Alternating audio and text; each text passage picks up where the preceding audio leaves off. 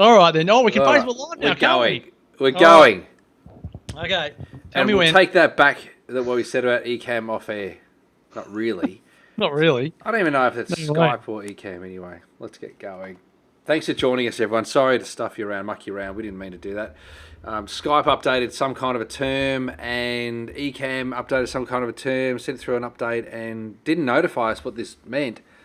But now we're here. Here we are. Happy days. So are we live on Facebook now? We're live. Yep, we're good to go. Hi, everybody. I'm not opening Facebook because it distracts me, as anyone that listened to our previous episode will know. Does it? I'm going to jump on so that I can just monitor it. Is that all right? Yeah, you're good at that. You're very good at that. Yeah, well, now it tells me on Skype that says Damian is using a device that could record or broadcast this call. Maybe it's a privacy thing. Could be a privacy thing. Anyway. Wendy. Can you hear us All both, right. Wendy? We're going to have to crack the gags again. I'm going to have to pull out jokes. Well, You're no going to have one's to heard laugh it. on cue. Only Oh, one's no one heard could me. hear it. Oh, No, yeah, okay. everyone's only heard me. Okay. So. Oh, we'll see how we go then. Do you want to All make right, sure then. you're recording? Do you want to record as well, just in case? Yeah, I'm recording. Don't you worry. Okay, great. I'm recording. Good, great. All right, here we go then. In 3, 2, and 1. Hello and welcome to 100 Not Out, a weekly show dedicated to helping you master the art of aging well. Marcus Pearce here with you, and gee whizzy whiz, it gives me great pleasure to bring on my brother from another mother. He is one of the greatest men ever born in the history of humanity. He is Australia's #1 wellness expert. He is all things golf and football, the two biggest ingredients to wellness. All things chiropractic, naturopathy, health, nutrition, food, family, love. He's the man. He is Dr. Damian Christoph.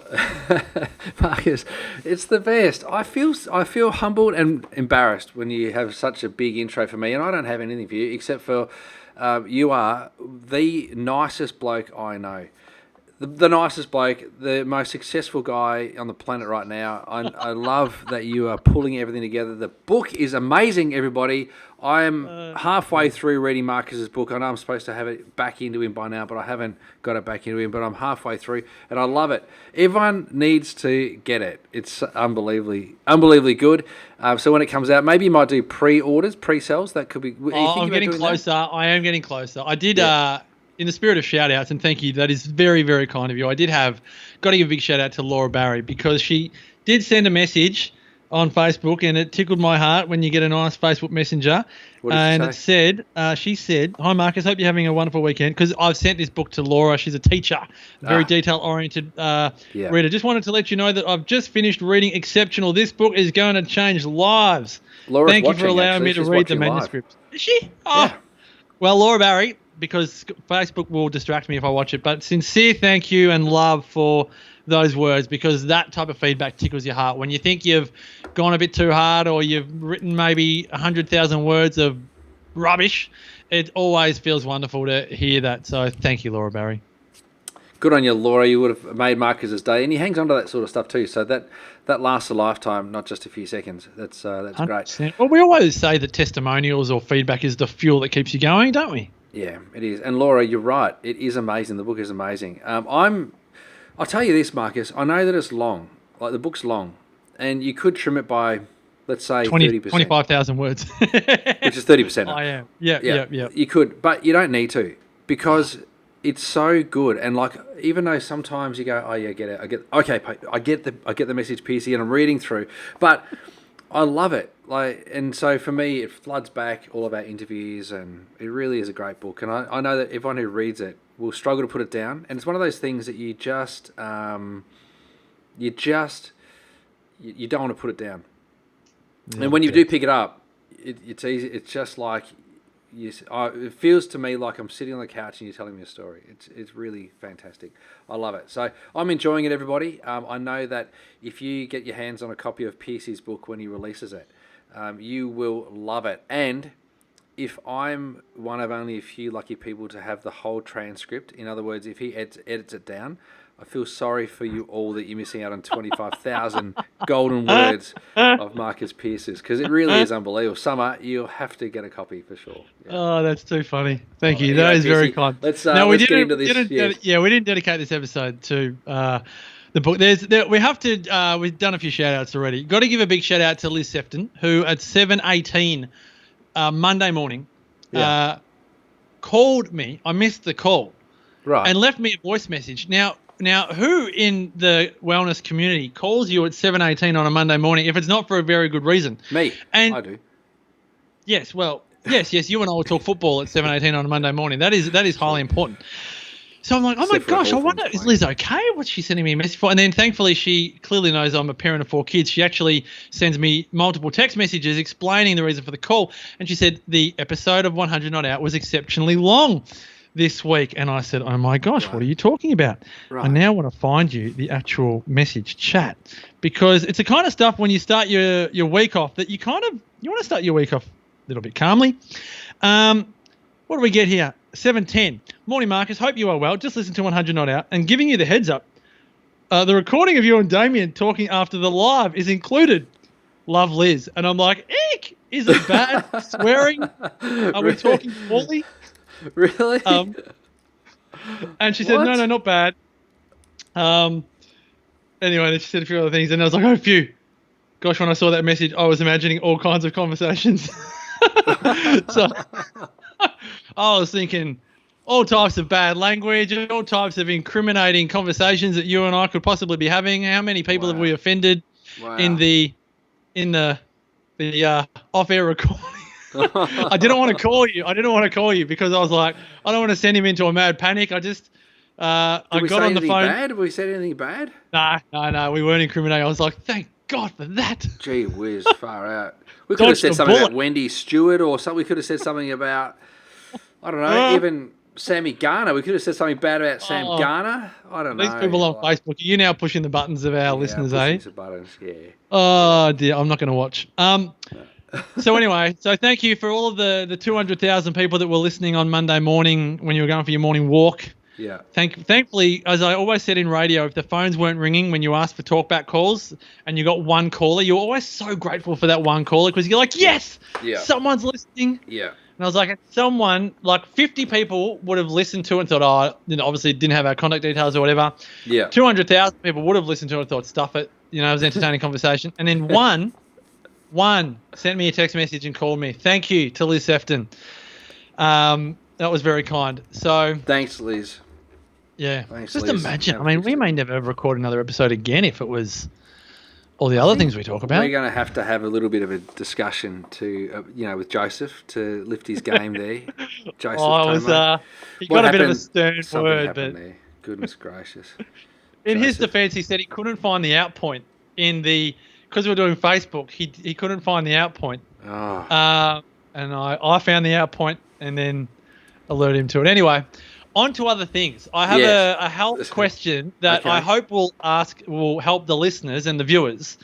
I'm going to be very vulnerable, and I'm going to definitely overshare, potentially to the disgust, the visual disgust of our listeners. So warning that we're about to start talking bodily health, fluids, your favourite subject, Damo poo, Good. and other things. It's definitely worth banging the mic for. Did I bang the mic? Sorry about that. So Darby, for a period of time, has had trouble, not had trouble going to the loo. He often complains of a sore belly.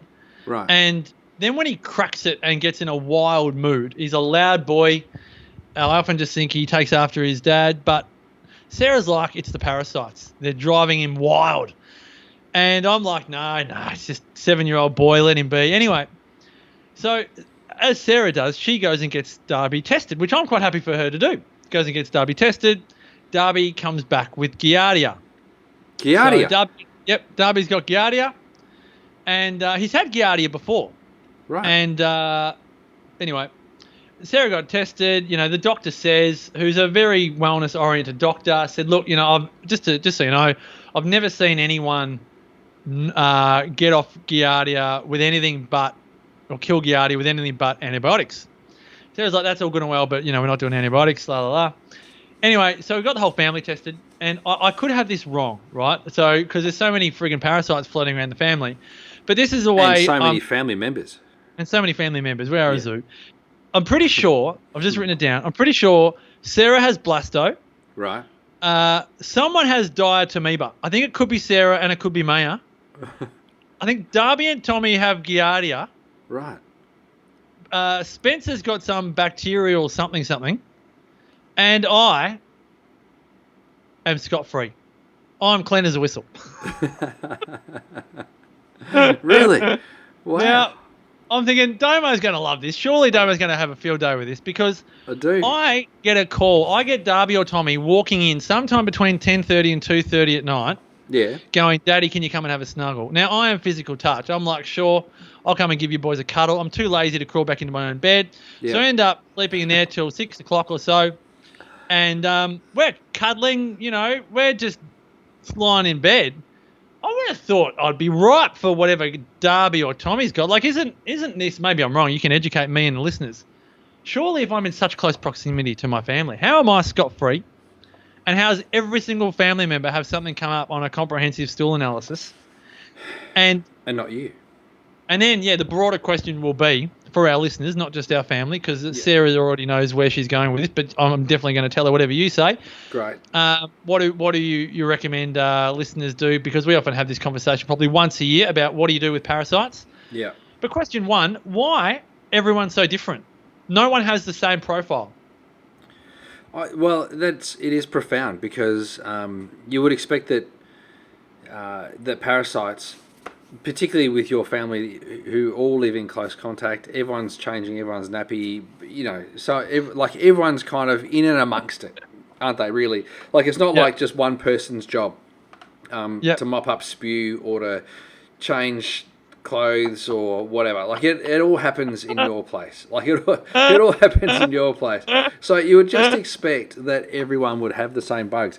But this lends weight to the whole microbiome thing, that everyone's microbiome is slightly different. So where you've got significant resistance to obviously any kind of infection, which is great, well done, the others don't have that same degree of resistance. Now, no one's had antibiotics in your family, which is correct. Which is unbelievable because that doesn't happen in many families. Well, not for many years. None of our kids have. Sarah and I have over the years, obviously, but not since we've been dating. Parents dating, yeah. Yeah. Which is, it's just absolutely so fascinating. So you would think that you'd all have the same type of microbiome. You'd think you'd have all the same types of yeast in your bacteria, in your microbiome. You think you'd have all the same types of bacteria in there, but you don't. And so there's got to be some kind of, other genetic thing that allows these little guys to keep on going, which is absolutely incredible. Now, I too would be concerned about using, in Darby's case, I'd be concerned about using antibiotics, albeit they are incredibly effective at knocking off Giardia. But it's probably worth trying some herbal approaches, provided you can get compliance with Darby. So there's no reason why we couldn't do some herbal stuff to try and knock it off. It would take a little bit of time. You would expect always takes longer. Yep, you'd expect it to take 2 to 4 months, but it should be less damaging on the microbiome. However, even saying that, sometimes there's less damage caused to the microbiome and the body by using antibiotics. Now, this is the trade-off. You kind of got to go, okay, do I go nuclear bomb, bang, and then start mopping it up really quickly? Or do I go, kind of a little bit of friendly fire in there and just try and, knock off a few of them and then allow the microbiome to kind of restore itself slowly over time? This is the $100 million question, and it's difficult to kind of make a judgment call on that. It's going to come down to your values and your health values, but something's got to be done. Like, we've got to make sure that the right sort of bacteria, the right sorts of antimicrobials go in, to kind of manage this across the board, because everyone in the family except for you, Piercy, has a weak gut for some reason. Well, so this is How weird is that? It's almost wrong that the guy that's had the unhealthiest lifestyle, that smoked like a trooper and binge drink his way through his 20s, and I'm looser than Sarah with all these, with all things nutrition and the rest. But it's very flippant. But I said to Sarah when Darby got tested, I was like, well, what happens if he just lives with Giardia? Like, if I don't think antibiotics is a great thing for him. Yeah. And what is the worst thing? Because often, I think of all of the people that we've interviewed and all of the longevity legends that we've been exposed to in our lives. Yeah. And parasites have been around for longer than humanity, haven't they? What happens? Well, Like, what I happens think if you just live? we are parasites on the planet. So, we've beat her out. We've beat her out. I think we all came from bacteria, didn't we? That's apparently what they say. Yeah. A So what if bacteria we called didn't? Adam. What if we didn't? Hello to our good friend Adam and his gorgeous girlfriend Eve. Eve. What happens if you just let it? Like, if the symptoms aren't cray cray, and it's a whole different conversation if you're going to link behaviour to parasites. I don't think we need to go there today. But what are the issues if you just let it live? Because Darby's had Giardia before, and Sarah did the herbal approach, probably with you, and 2 to 4 months, and he didn't have it. And then he started complaining of a sore belly, and Sarah's like, this just reminds me so much of the time when he had Giardia. I'm like, I can't even remember that because I don't remember that type of stuff. And Sarah remembered it to a T. So is there just Well, with most parasites, they lay larvae, and they can go through waves and cycles of regrowth. And so it's possible that we've kind of got to go through a number of different cycles with some parasites in terms of knocking them off, rebuilding, knocking them off, rebuilding, knocking them off, and rebuilding, just to go through a number of different phases to eventually just arrive at an unparasitic gut, if that makes sense, or a less parasitic gut. Because we're all going to carry some degree of parasite around in our body. And the ones that are commonly found... Except for me. Well, you might actually... Now, don't you count I'm your joking. chickens. I'm joking. Don't worry. I'm joking. See, this is what happens when you say I haven't had a cold for a few months, and then all of a sudden you get a cold. So this is what happens. But what might be going on here is you might have a parasite that is so far at this point in time undetectable. You might not have the technology to be able to find it. So you may actually have something, but we don't know what it is yet. I doubt it. But I don't. I'd agree with that, actually. But these are the things that... It's kind of... You mentioned this when you talk about DNA testing. It's like we can only test, I don't know, the 99 most researched genes, and there's 25,000. Yeah, 100%. That's exactly right. Yeah. So okay. That's that. Maybe that's where we're at. But I think it'd be wise for you, me, and Sarah to have a little chat about how do we get this under control. So did you say that Spencer and Tommy have also got parasites? No, Spencer has some bacterial thing that Sarah had never heard of, and I don't think even the doctor had heard of. But he said he was more like it's just a child growing up. He wasn't concerned by it at all. We'll talk about that. Yeah. I can't remember who's got what. I just know Darby's got Giardia, and I think Tommy does, and she's just arrived home from school. I can find out. Anyway, I was more just for the listeners because I think you and I have spoken off the air before about the fear around parasites, and so I just wanted to come on and go. Our whole family's got them. Yeah, there's fear that's perpetuated from people who behave like parasites. So we've got to be mindful that there's people out there that will have you packing your dacks because you've got a parasite when you don't need to be that scared of it. You need to manage it. Like for a parasite like Giardia that's causing vomiting and diarrhea and malabsorption, that becomes a life-threatening condition. Which none of that is happening in our family. So what we've found is kind of like COVID, but asymptomatic. So Darby's asymptomatic to the normal symptoms of Giardia, but he has Giardia in his gastrointestinal system, so which is a result of a previous infection, right? So we go, well, do we do anything about it right now? Well, he's not displaying any kind of sign or symptom, except for maybe the behaviour. When he goes to the toilet and he feels like he needs to go to the toilet, but not much is coming out. And then it's like, well, as a part of it is like, is that more as the urge and just getting to know his body and that whole bodily sensation, or is that part of it as well? Great question, isn't it? That's a great question. That's interesting. I know that people watching this and listening to this will be finding this absolutely fascinating and go, come on, Damo, give us the answer. And the answer is there is no answer. This is what I think. I'm glad you brought this up, PC, and I'm glad you sprung it on me because it's one of those things that you kind of got to sit back and think about it because every person's parasite needs an individualized approach.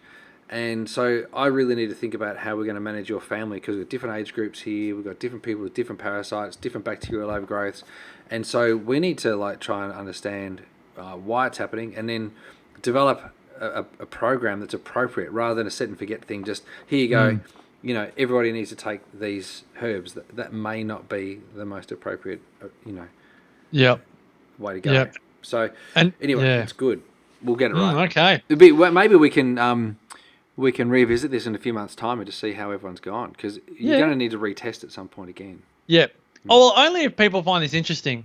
If you're watching on Facebook, because I get too distracted on Facebook, but if you think this is good content that you learn from it, us sharing our personal experiences, because the amount of stories we hear of people just living in fear because they've got blasto or Dientamoeba or some other parasite, I think that's why I just felt an urge to share it, because it just, and there's Darby squealing at the moment. I just felt an urge to share it just to, I don't know, just make it feel a little bit safer for people, so they weren't so freaky. That's great. That's great. Yeah. I like that. Hey, did you watch the news? This is kind of weird. Like, obviously, this is a weird conversation because you sprung it on me. But this morning on the news, there's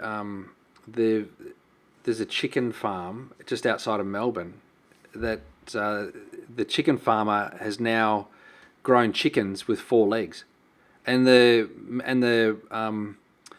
newsreader or the reporter who was there was like asking heaps of questions and stuff. Like I couldn't believe it. 4-legged chickens. I was like flying.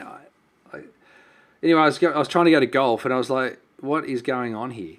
Anyway, so the news lady or the reporter says to the chicken man, 4-legged chickens. Like, how did you do that? He goes, well, it's taken me a number of years to get there. And she says, what does it taste like? He goes, I don't know. I haven't caught one yet. Like, they just keep running away. Oh, Damo. Oh, Damo. Anyway, they keep running away. I like that one. I think it was pretty funny. Done. But, this is too good. Yeah, too good. You're in your element. You're in your element. Here we go. I think on that note, it's an Watch opportune out for 4-legged time. chickens. Yeah, I think it's an opportune time to thank our Facebook viewers. If you're not watching this on Facebook, that's okay. You can come on every Wednesday, sometime between 3 and 4, depending on how our good friends at Ecamm and Skype and Microsoft and all associated parties, let us actually broadcast, or continue to listen via Spotify and the podcast app every Monday on your device, and of course at thewellnesscouch.com. Thanks for your ear, Damo. Your professional and your personal ear. We'll get it right. We'll get it right. We'll definitely hit you up for your insights. Much appreciated. To all of our lovely listeners, thank you for your support of the 100 Not Out community. We cannot wait to engage with you in real life when the opportunity presents. And Dan Andrews, Damo's best mate, let's everyone into the world. Apparently, I got a media thing before, and they're saying that the army or the defence force has been sent to Victoria because as the pandemic worsens. What? Oh, you've got to be kidding. No, we've got to go before we get on our high horse, because this is going to go wild. Seriously, I don't envy you living in Victoria at the moment. It doesn't seem like a very cool place to live right now. It's well, at least we don't have parasitic infections. That's all I can say. No, I'm serious. No, I say it with genuine empathy, because I feel like every state is kicking a Vic. I hear that New South Wales is saying don't associate with Victorians. I hear that Victoria and South Australia have an argy-bargy, and then WA's doing a pile-on, going come and play football in our state. I'm like, everyone's just taking advantage of Victoria's policies. I don't know much about the news, but I know that everyone's kicking a Vic at the moment, and it's not cool. We're one country, people. We're one country. Yeah, except Western Australia. We're getting rid of them. They want to leave.